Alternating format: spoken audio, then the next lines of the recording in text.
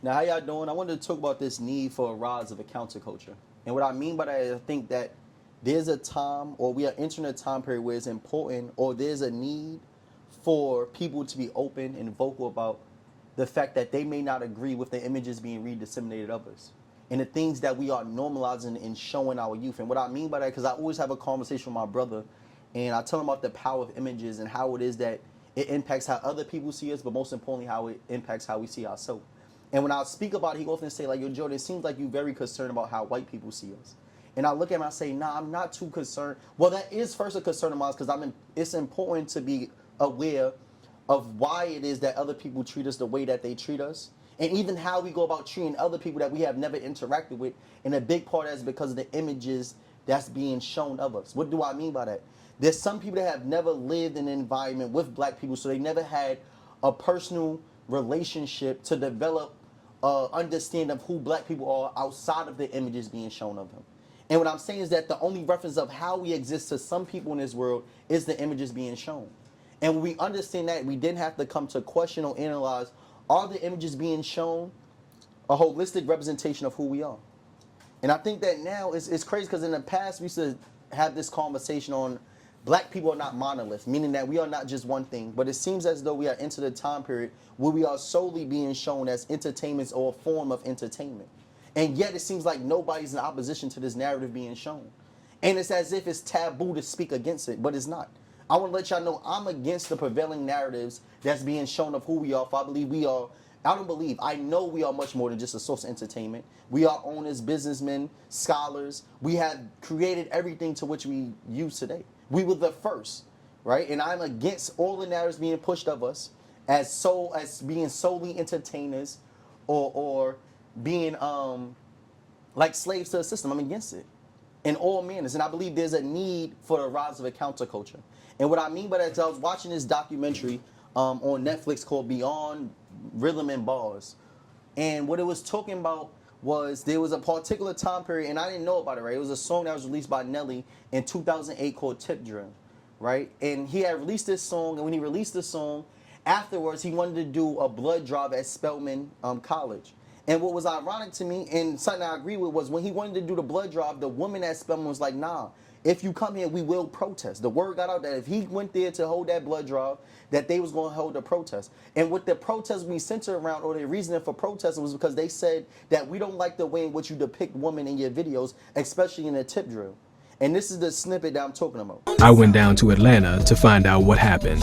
New at 10, a controversy surrounding rap artist Nelly led to an emotional meeting at Spelman College tonight. The discussion focused on hip-hop videos and how they portray women.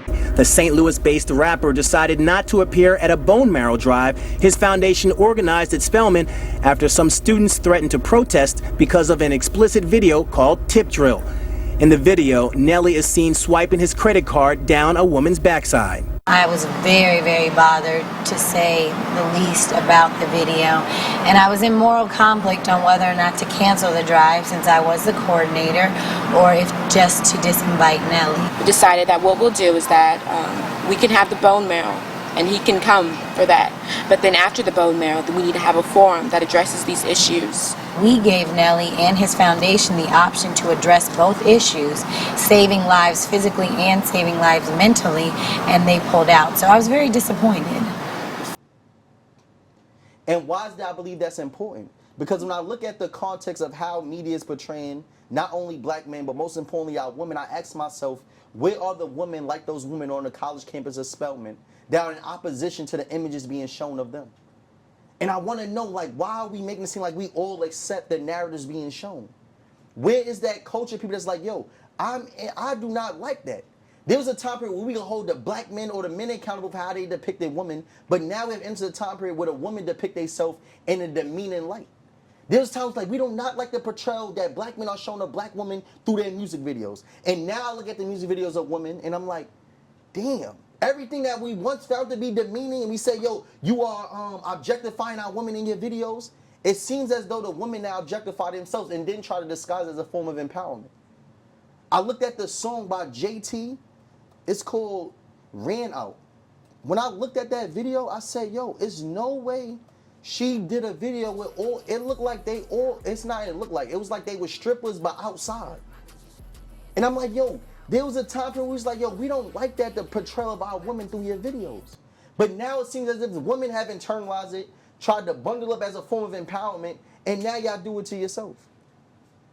And this is why I talk about, I believe we play a role in maintaining certain cycles that play a role not only in our justice, but the misrepresentation of our portrayal, not only through media, but even through our stories that's being told. And I believe now more than ever, there's a need for a rise of a counterculture where there are people that also say, yo, I'll be honest with you, I don't like the way in which we going. I don't like how we are being shown, and I'm against the images being portrayed of my people, for I believe image is important, not only in how other people perceive us, but how we have come to perceive ourselves. And let me make that make sense. Often I gotta tell you to take yourself out of your shoes and think about your children. Right? I took my brother about this earlier. I'm like, yo, he like, nah, it's just a form of entertainment. That's what most people say, it's just entertainment. So then I say, do you believe there are people who consume what we define to be entertainment as truth? And then sometimes like, nah, it's entertainment. Maybe they are. And I say, what about our children? How do you think when our young women see images being shown of black women in a certain light,